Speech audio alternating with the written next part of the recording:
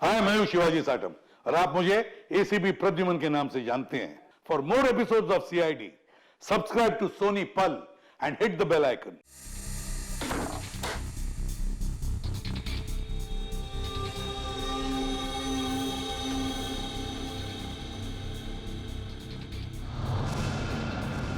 मुझे अपना के मुझे फिर से पराया क्यों कर दिया माँ?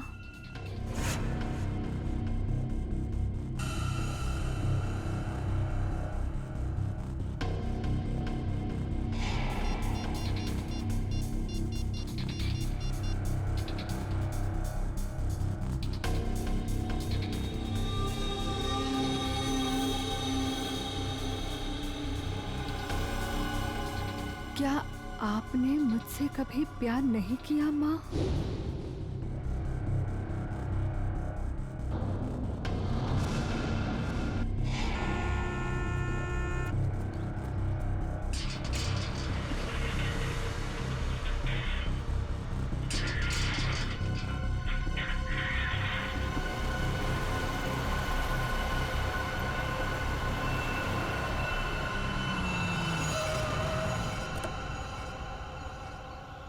नमस्ते मैडम जी। नमस्ते।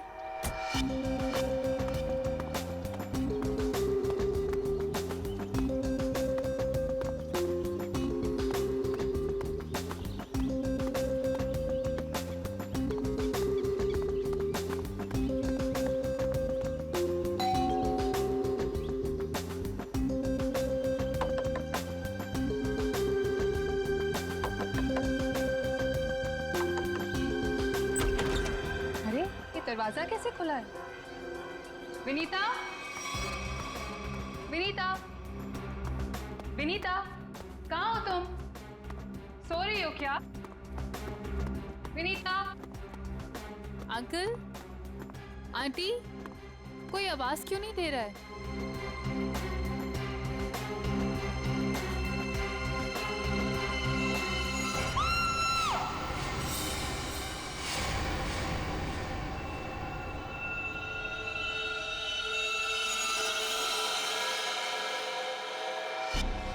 काफी खून बहा है सिर से।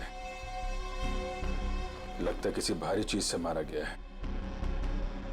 सर, बाथरूम में ये लोहे का रॉड मिला है। सर, इस पे ताजे खून के धब्बे हैं। हो सकता है इन दोनों को मारने के लिए इस रॉड का इस्तेमाल किया गया है। उंगलियों के निशान मिल सकते हैं इस पे। संभाल के रख दो।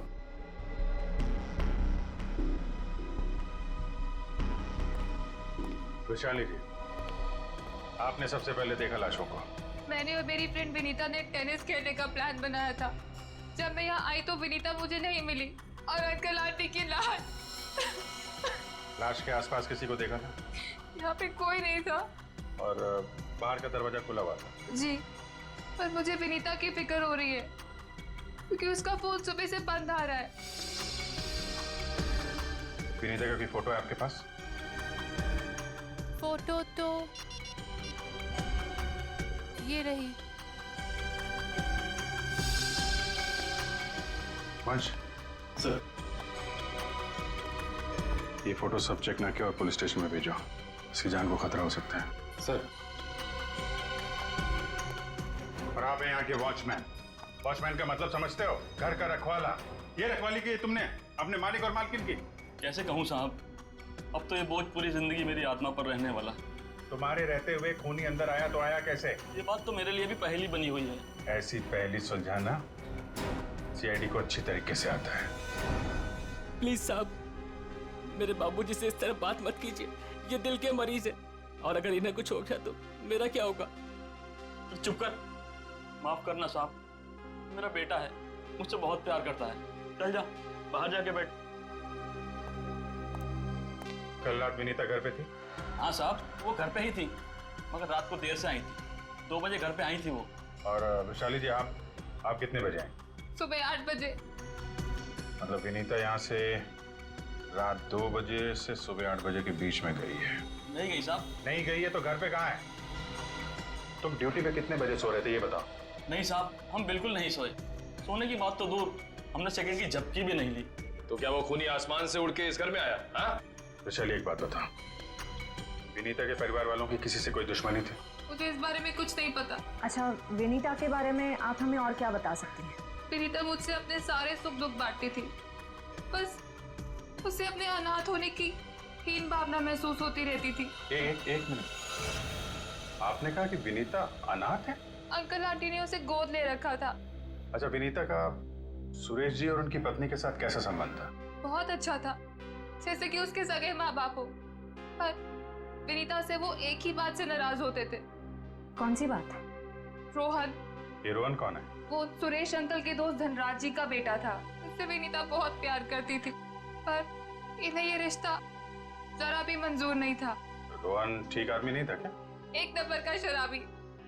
उसकी शराब पीने की लत की वजह से उसके माँ बाप ने उसे जायदाद से बेदखल कर दिया था। शराब पीने के बाद उसे कुछ भी होश नहीं रहता। एक बार तो उसने मेरे सामने इतना बड़ा ड्रामा क्रिएट किया था। विनीता, दरवाजा खोलो, खोलो दरवाजा। मैंने कहा दरवाजा खोलो वरना मैं दरवाजा तोड़ दूंगा। रोहन, मैं तुमसे अभी कोई बात नहीं कर सकती, प्लीज चले जाओ यहाँ से। मुझे अभी बात करनी है, मुझे इसी वक्त बात करनी है। खोलो दरवाजा, खोलो। साहब, बिटिया ने मना किया ना, वो आपसे नहीं मिलना चाहती है, आप जाइए यहाँ से। विनीता, ये क्या कर रही हो? दरवाजा मत खोलो। मुझसे इस तरह से बात करने वाला फ्लैट। हाँ विनीता, तो तुम्हारे पापा एकदम सही कह रहे हैं। अभी वो होश में नहीं है, दरवाजा मत खोलना। और अच्छे से समझा दे कि दोबारा मुझसे पंगा ना ले। हट विनीता। ये क्या ड्रामा लगा रखा है रोहन? चलो, अभी चलो यहाँ से। अरे, और माफी मांगो इनसे। सॉरी सॉरी वॉचमैन अंकल, मुझसे गलती हो गई। ये मेरी बदतमीजी की कीमत। दारू पी के तुम कुछ भी करते हो ना, कुछ भी बकते हो। चलो यहाँ से, चलो रोहन। हो सकता है इस रोहन ने शराब के नशे में आके सुरेश जी और उनकी पत्नी का खून कर दिया।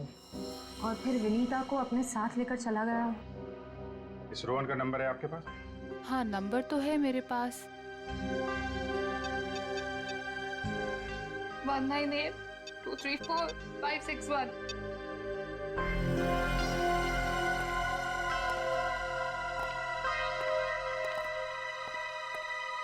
रोहन का फोन भी बंद आ रहा है।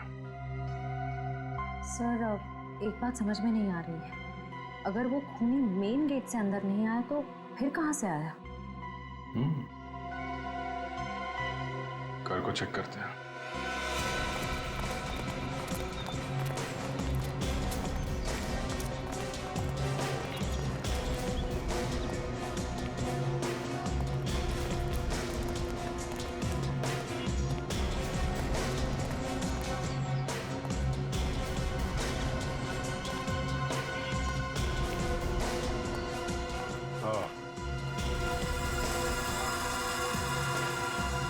ये देखा?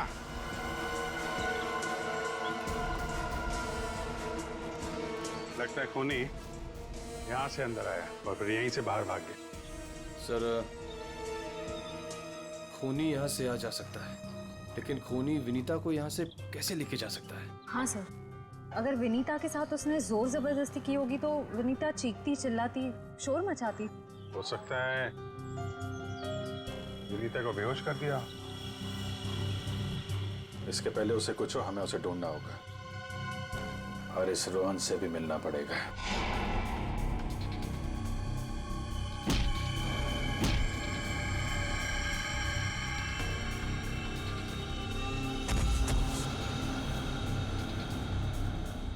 सर, अभिजीत सर ने रोहन का यही का पता बताया।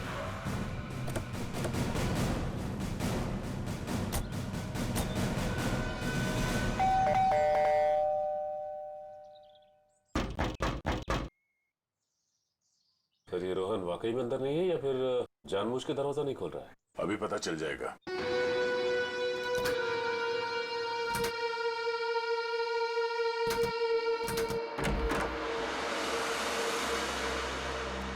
हो सकता है उसने विनीता को यहीं कहीं छुपा के रखा हो। घर में सामान भी ज्यादा नहीं है, पूरा घर खाली दिखाई दे रहा है। हाँ, वैसे भी कंगाल है वो। माँ बाप ने तो बेदखल कर दिया था उसे। सचिन,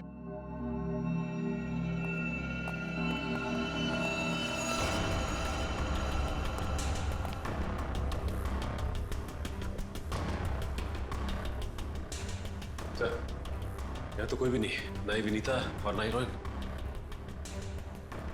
हो सकता है उसने अपना ठिकाना बदल दिया। काम करो, घर की तलाशी लो, कोई ना कोई सुराग जरूर मिलेगा।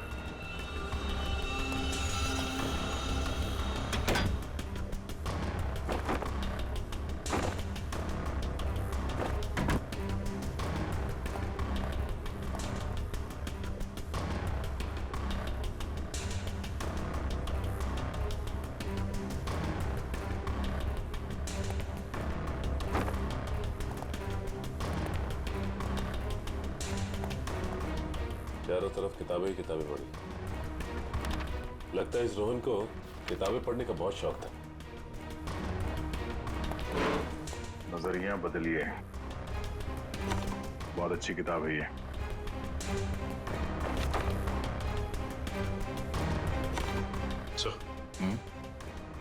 ये देखिए, इस डस्टबिन में ये दस्ताने पड़े थे। लगता है किसी ने अभी भी जलाया। मतलब इन दस्तानों का इस केस से कुछ लेना देना है।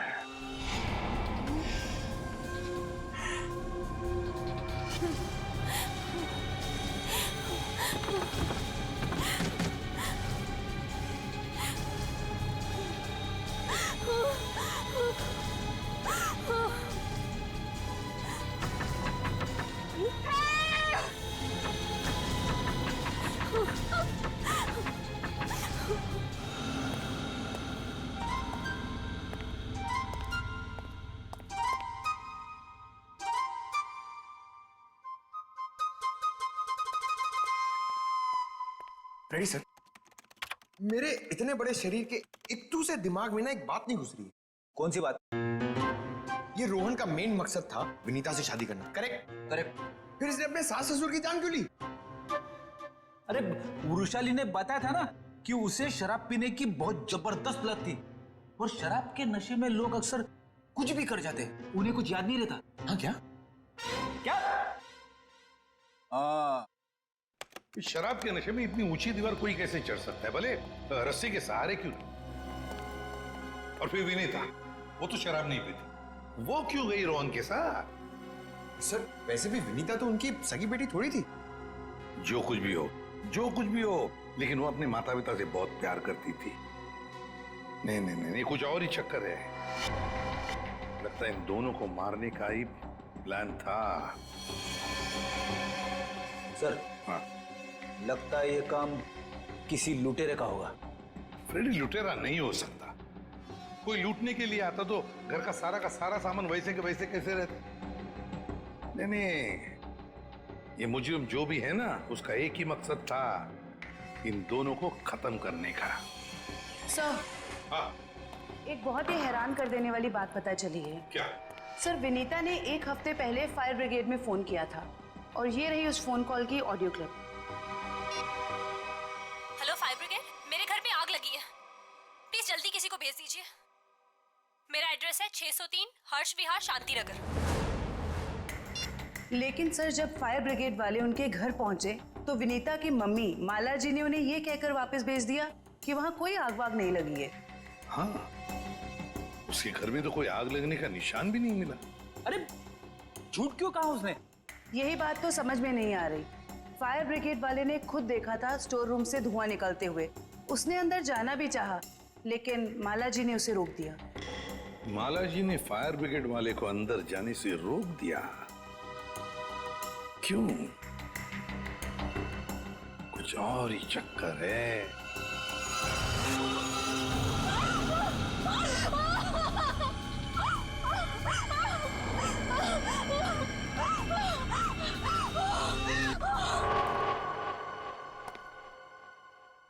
छान मारो इस जगह को अच्छी तरह से, कुछ ना कुछ जरूर मिलेगा।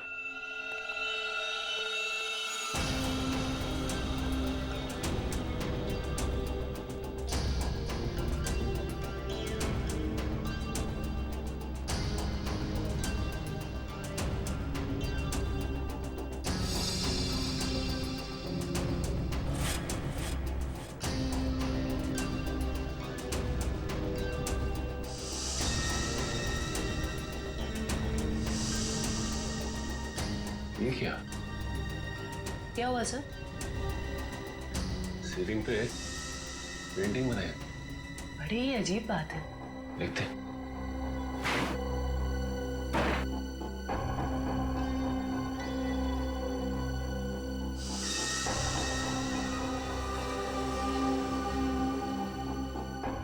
ये क्या? ये तो लगता है धुएं से बना हुआ निशान है, जलने की वजह से। मतलब सर फायर ब्रिगेड वाला सही कह रहा था, यहाँ पे आग तो जरूर लगी है। सर इस पेंटिंग से जली हुई सीलिंग को अच्छी तरह छुपाने की कोशिश की है। लेकिन सवाल ये उठता है कि सुरेश की पत्नी ने झूठ क्यों बोला फायर ब्रिगेड से? आखिर यहाँ पे ऐसी कौन सी आग लगी थी? सीलिंग का सिर्फ यही वाला हिस्सा जला।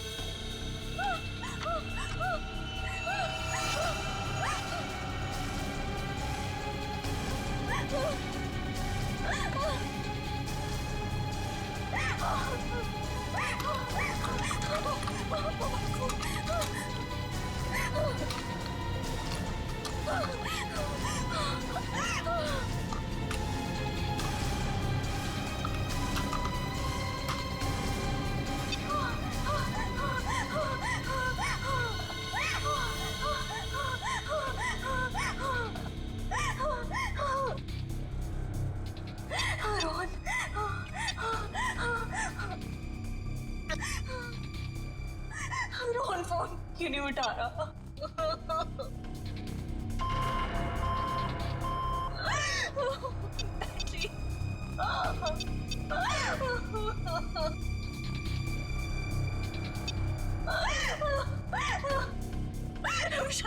वैशाली पे फोन नहीं उठा रही।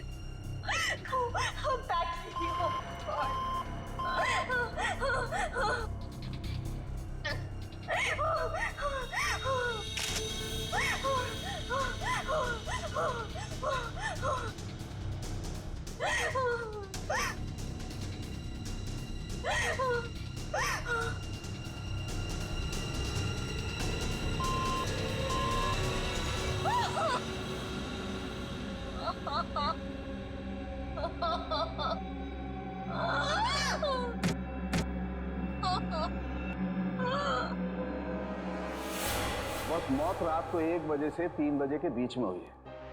और सर वॉचमैन कह रहा था कि विनीता रात को 2 बजे घर लौटी थी।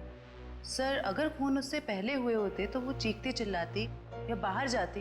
मतलब खून 2 और 3 बजे के बीच में हुए हैं। सालुंके साहब, हमें जो लोहे का रॉड मिला था उसके ऊपर से खूनी के उंगलियों के निशान मिले या नहीं?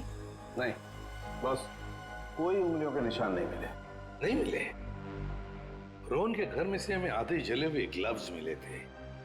कहीं रोहन ने वो ग्लव्स तो नहीं पहने थे ये खून करते वक्त? हो सकता है, तारिका वही चेक कर रही है। सर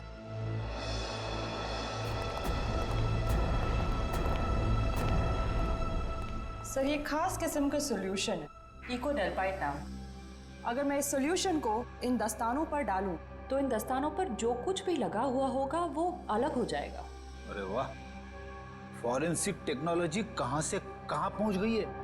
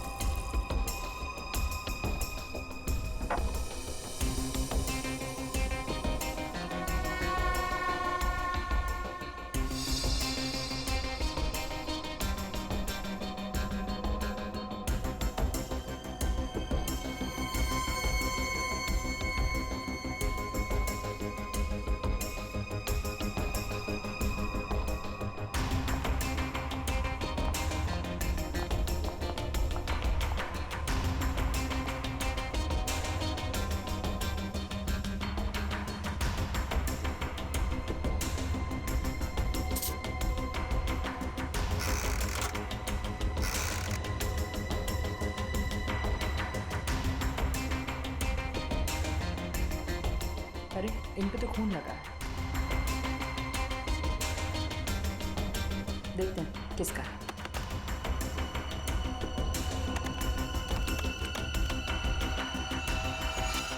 पॉजिटिव सर, ये खून मिस्टर एंड मिसेस सुरेश का ही है। मतलब सर ये खून रोहन ने ही किया है? एक मिनट बोलो।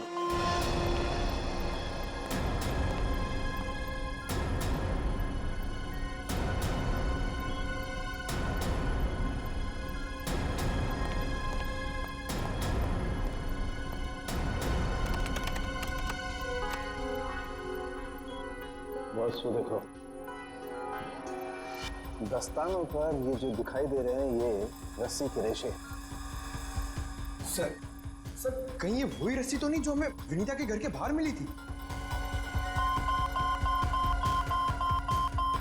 ये डॉक्टर साहब का कंप्यूटर कैसा है? टी टी टी टी करते रहता है। बस दस्तानों पर रस्सी के रेशे के अलावा कुछ और भी है। क्या? थोड़ा वक्त दो, पता लगाता हूं।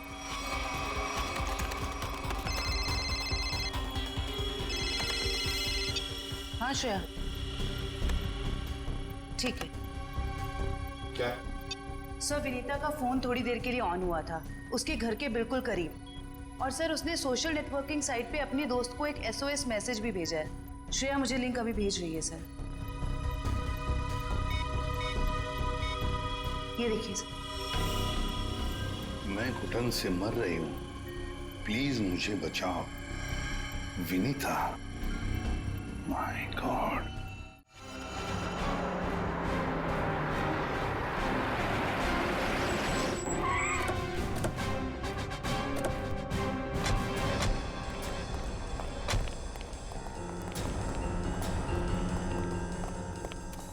पर मोबाइल कंपनी ने बताया कि विनीता का फोन आखिरी बार यही ऑन हुआ था। इस घने जंगल में नेटवर्क मिला, यही बड़ी बात है। जरा देखो आसपास।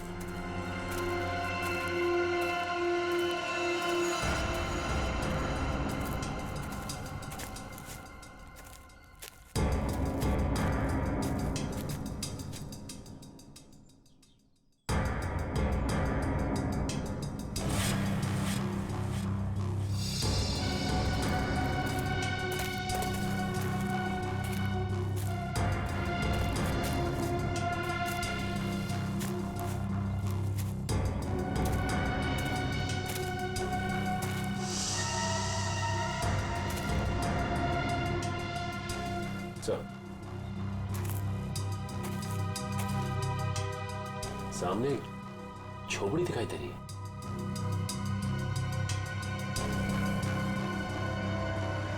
दिव्या, वंश,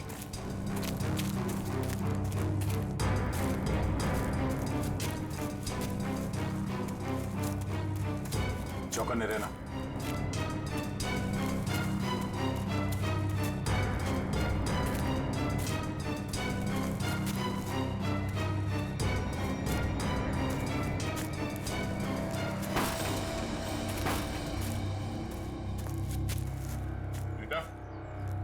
बेटा, तो तलाशी लो।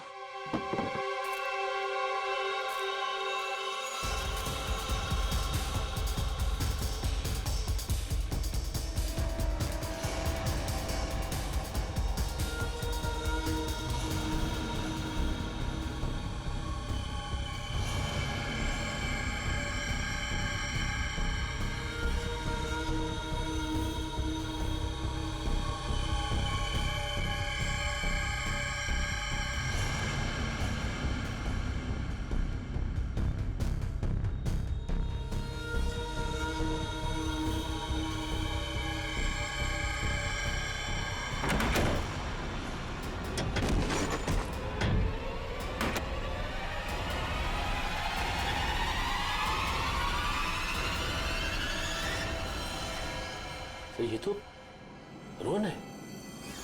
सॉरी वॉचमैन अंकल, मुझसे गलती हो गई। हम लोग सोच रहे थे कि सब रोहन का किया था, पर किसी ने इसे ऊपर पहुंचा दिया। सर नहीं, ऐसा तो नहीं कि विनीता ने अपनी आत्मरक्षा के लिए इसे मार दिया? नहीं, इसे भी ठीक वैसे ही मारा है, सर पे वार करके, जैसे विनीता के माँ बाप को मारा था। खूनी को एक ही है। सोचता है कि खूनी ने रोहन को मारा और विनीता को साथ ले गया। हो सकता है, या ये भी हो सकता है कि वो यही कहीं आसपास हो। तो देखो,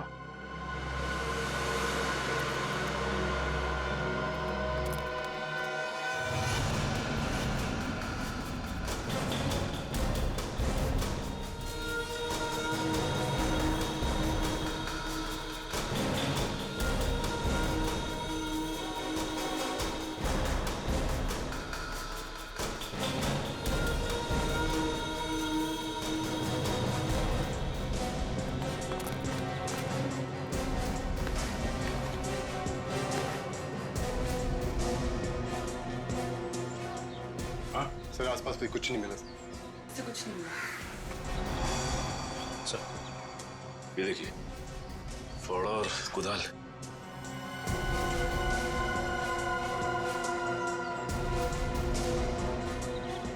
कहीं जमीन के नीचे तो नहीं? यहाँ पे खुदाई का सामान पड़ा हुआ है, जरा फाड़ो दिखा ना।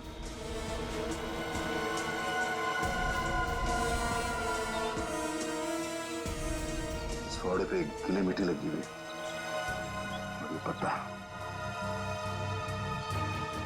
तो विनीता को यहाँ जमीन के नीचे रखा गया है, जंगल के किसी ऐसे हिस्से में जहाँ पे ये पत्ते मिलते हो। ढूंढो, तो देखो आसपास।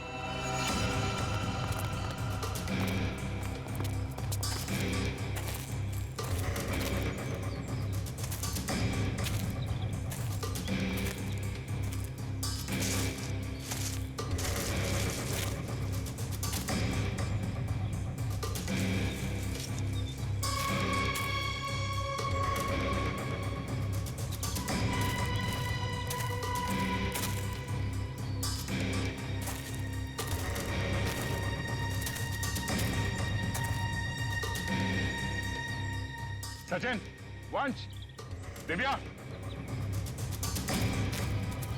ये देखो, लगता है हाल फिलहाल में यहाँ खुदाई हुई है।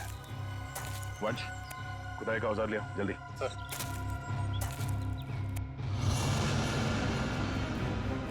गुड, यहाँ पे खोदना शुरू करो।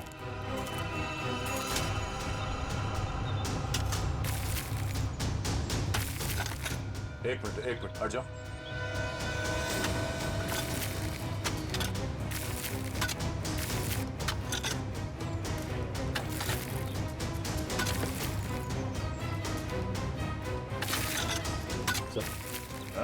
कुछ है। एक मिनट, खोदा बंद करो, हाथ से निकालो।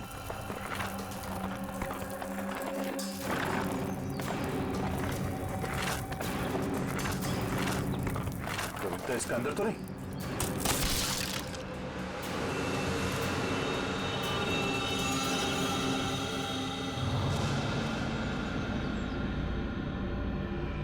विनीता! ओह नो, सांसें धीमी चल रही है, इसे अस्पताल ले जाना होगा। निकालो उसको बाहर जल्दी।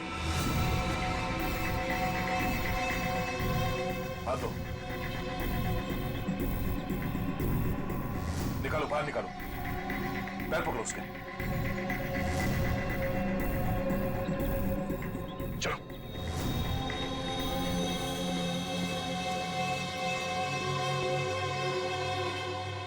इतना समय बीत गया है, पता नहीं किस हाल में होगी विनीता। हम तो वक्त रहते उसे यहाँ ले आए, उम्मीद तो यही है कि वो ठीक हो जाएगी।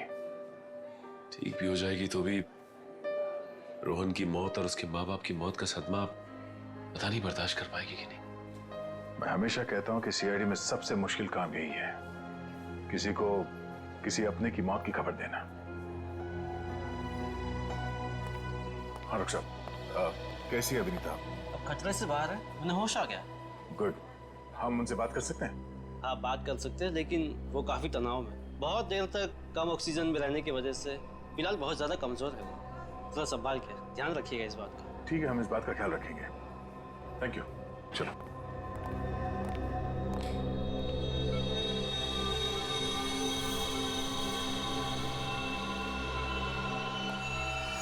अरे नहीं नहीं नहीं, लेटे रहो, आराम करो। थैंक यू सर, डॉक्टर ने बताया कि आप लोगों ने मेरी जान बचाई। अरे हम तो बस एक जरिया थे, जान बचाने वाला तो वो है। ये ऊपर वाले की भी मुझे समझ नहीं आती। जब उसने मेरी जान बचाई तो मेरे मम्मी पापा की जान भी बचा लेते। तो तुम्हें अपने माता पिता के मर्डर के बारे में पता है? हाँ जी सर, जिस वक्त ये सब हुआ मैं नीचे हॉल में रोहन से फोन पे बात कर रही थी, तभी मैंने कुछ आवाजें सुनी। फिर क्या हुआ? और जैसे ही मैं दौड़ के ऊपर गई तो किसी ने मुझे क्लोरोफॉर्म सुंघा दिया, लेकिन मैं पूरी तरह से बेहोश नहीं हुई थी। और किसी ने मेरी आंखों के सामने मेरे मम्मी पापा का खून कर दिया। सर, जिस किसी ने भी मुझे दोबारा अनाथ किया है, आप प्लीज उसे छोड़िएगा मत। उसे फांसी होनी चाहिए, फांसी। बिल्कुल, तुम्हारे माता पिता और रोहन के खूनी को हम क्या रोहन का भी खून हो गया? अब मैं किसके सहारे जीऊंगी? प्लीज सर, संभालिए अपने आप को, प्लीज। अच्छा ये बताइए कि आपको कब पता लगा कि आप उस बॉक्स के अंदर बंद हैं?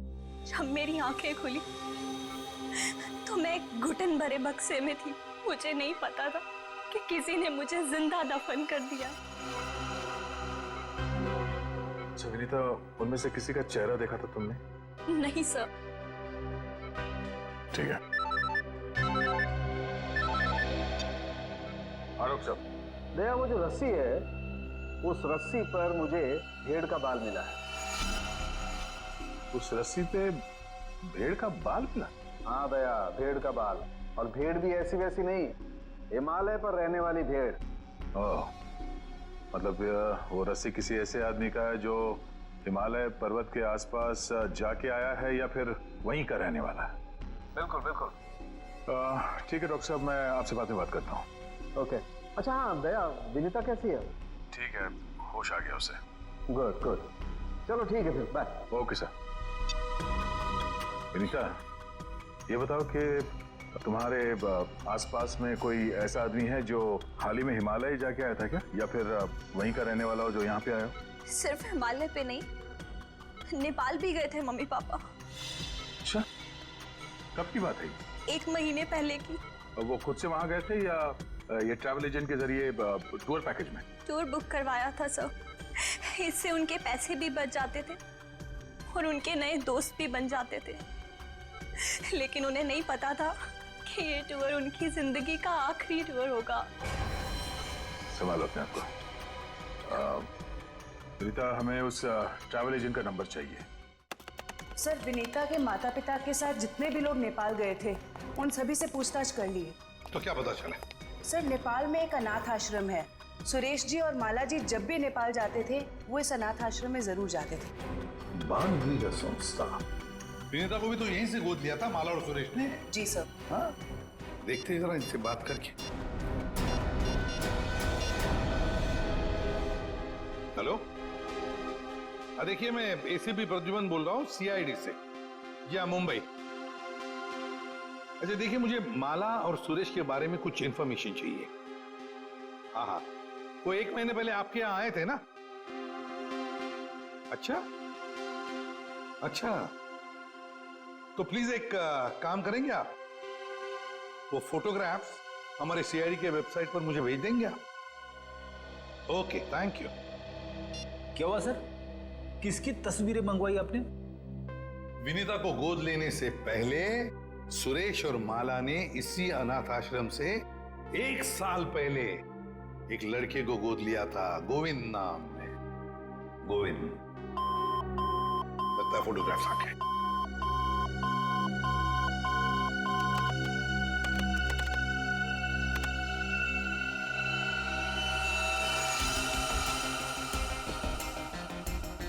पांच साल की उम्र थी, साल 1999। मतलब सर, वो आज तकरीबन 20 साल का होगा। अभी पता चल जाएगा गोविंद अगर आज है कैसे दिखता होगा।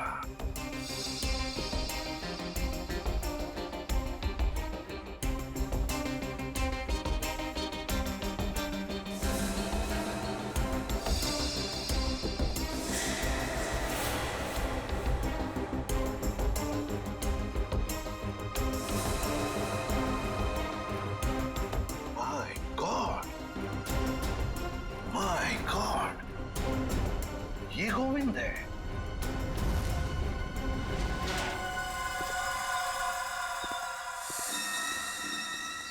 अब देखते हैं कहां भागेगा।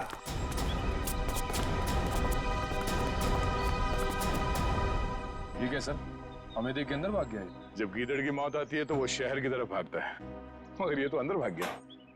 मगर सर, वो अंदर की तरफ क्यों भागा? वो तो पकड़ा जाएगा। ऐसे मुजरिम बाहर की तरफ भागते हैं, मगर ये अंदर भागे या बाहर, पकड़ा तो ये जाएगा ही। कहां गया ये? अभिजीत, दया सर, फैल जाओ, मैं सामने से घुसता हूं।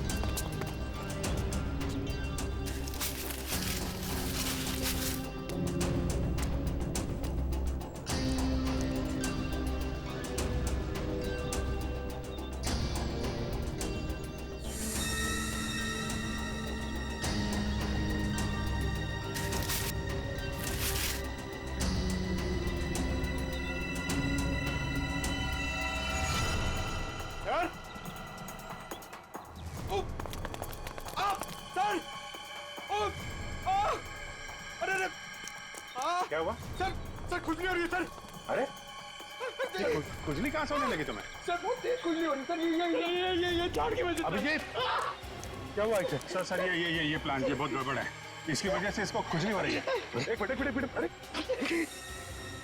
जल्दी से हॉस्पिटल ले जाओ। कुछ नहीं होगा, आ जाओ आराम से संभाल के।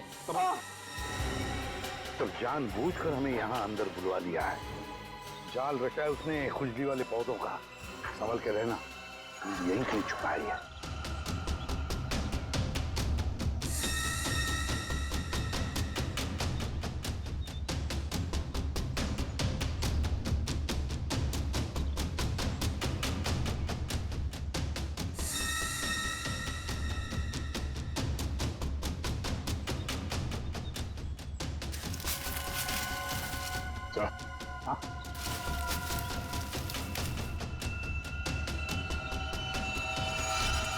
चलो बाहर निकलो। बहुत बना लिया पौधों को हथियार। अब विदाई का समय आ गया तुम्हारा, ससुराल चलना है। चलो प्लीज साहब, मेरे बाबूजी से इस तरह बात मत कीजिए। बहुत गड्ढे खोद लिए दूसरों के लिए, गिर गए ना उसी में। सर पानी मंगाइए सर, वरना मैं खुजली से मर जाऊंगा। पानी क्यों? खुजली का इलाज हम अपने साथ लेके चलते हैं। किसी औलाद के लिए अपने माँ बाप का खून करना इतना आसान नहीं होता सर, फिर चाहे वो माँ बाप सौतेले ही क्यों ना हो। गोद लिया था ना उन्होंने तुम्हें, फिर वॉचमैन को क्यों सौंप दिया? यही सच तो मैं भी जानना चाहता था सर, कि मुझे गोद लेने के 1 साल बाद मेरे माँ बाप को ऐसा क्या सूझा कि उन्हें लगा उन्हें एक लड़की को गोद लेना चाहिए, और मुझे फिर ऐसे ही सड़क पर छोड़ दिया और विनीता को गोद ले लिया। क्या तुम्हें सड़क पे छोड़ दिया? हाँ सर, ऐसा बर्ताव तो कोई अपने जानवर के साथ भी नहीं करता, जैसा उन लोगों ने मेरे साथ किया। वो तो भला हो मेरे बाबूजी का, जो उन्होंने मुझे रोता हुआ बस स्टॉप पर देखा और अपने साथ अपने घर ले गए, और तब मेरी अच्छी परवरिश की उन्होंने।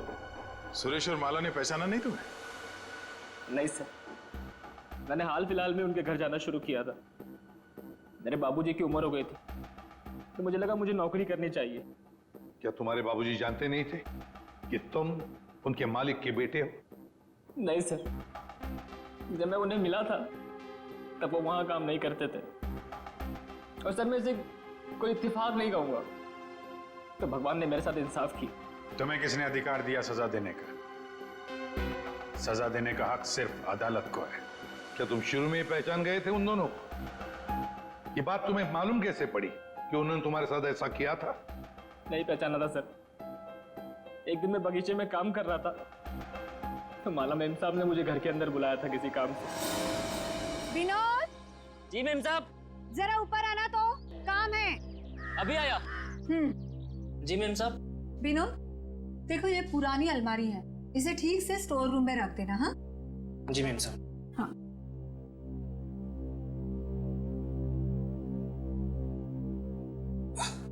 क्या हुआ विनोद, बहुत भारी है क्या?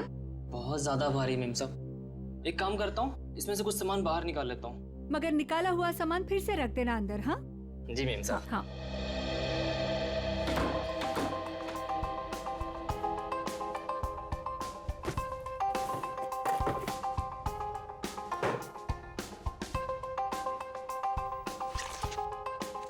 कितनी प्यारी प्यारी ड्राइंग्स हैं।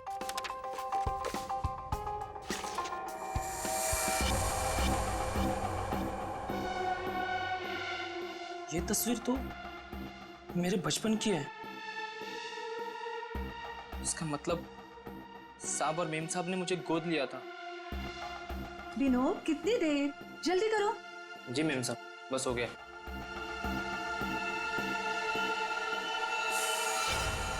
और फिर तुम नेपाल गए सच्चाई का पता लगाने? हाँ सर, और जब मुझे सच का पता चल गया तो मैंने पूरे परिवार के नाक में दम करना शुरू कर दिया।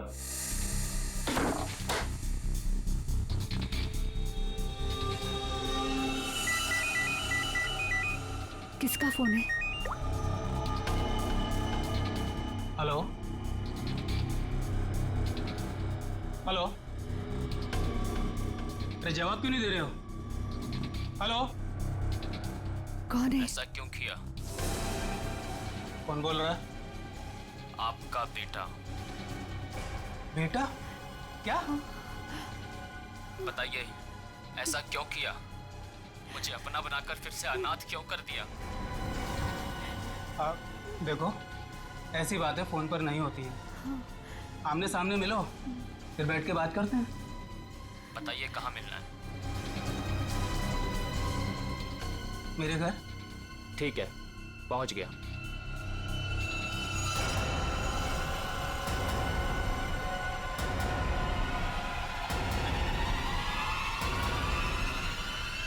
स्टोर रूम की अलमारी में तुम्ही ने आग लगाई थी ना?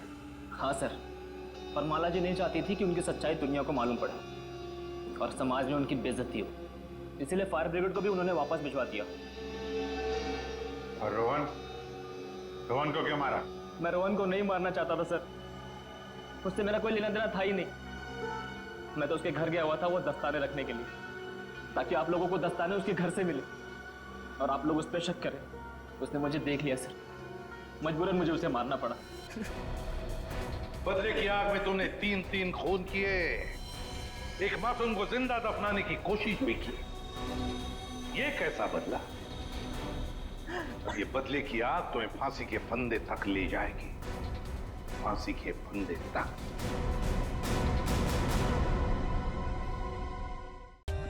For more updates, subscribe to our channel, click the show links and enjoy watching the videos.